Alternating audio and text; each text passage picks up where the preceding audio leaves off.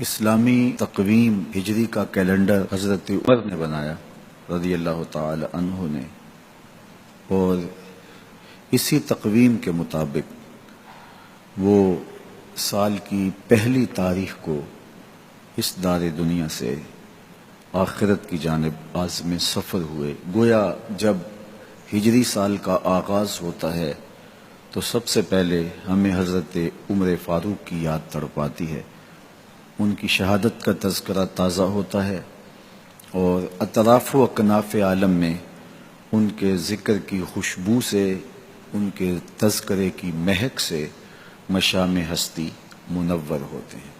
تو یہ نئے سال کا آغاز ہے، ہم نئے عزم کے ساتھ آگے بڑھیں اور اپنی صبح کا آغاز صلاۃ التہجد سے کریں۔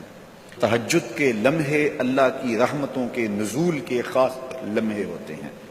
میرے بزرگ فرمایا کرتے تھے کہ باطن کی صحت کے لیے تہجد کی نماز بہت ضروری ہے، اور جسم کی صحت کے لیے صبح کی سیر بڑی ضروری ہے۔ تو یہ دو چیزیں جو ہے وہ بہت ضروری ہے۔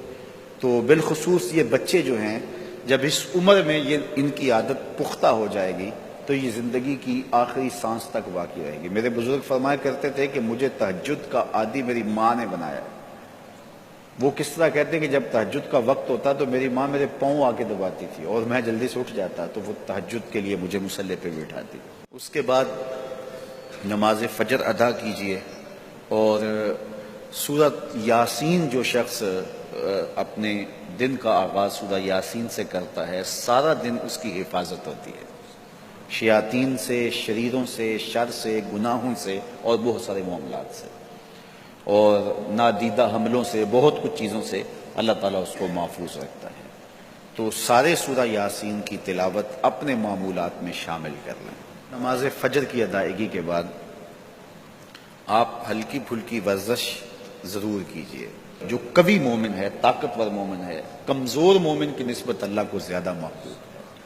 تو طاقتور مومن، قوی مومن، یہ مطلوب ہے شریعت کا، اور یہ مقصود ہے شریعت کا۔ پھر سونے سے قبل سورۃ الملک ایک مرتبہ ضرور پڑھیے گا۔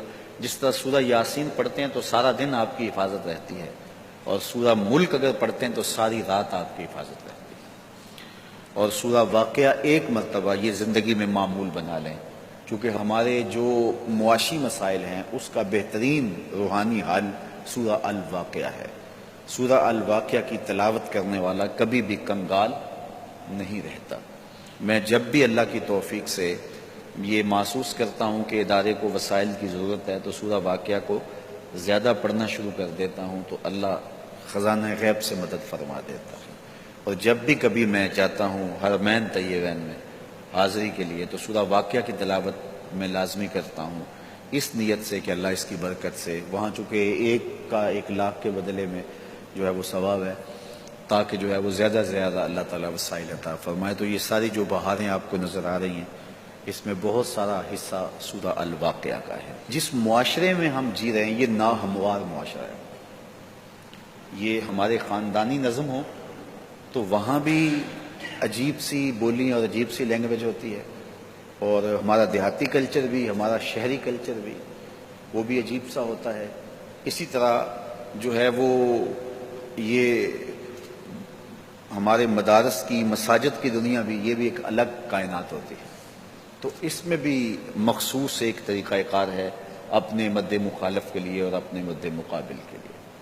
تو اس سے ہٹ کر کے جو ہے وہ جو شریعت کا مقصود ہے اس کے مطابق ہم نے اپنے قول و عمل کو مرتب اور منظم کرنا ہے۔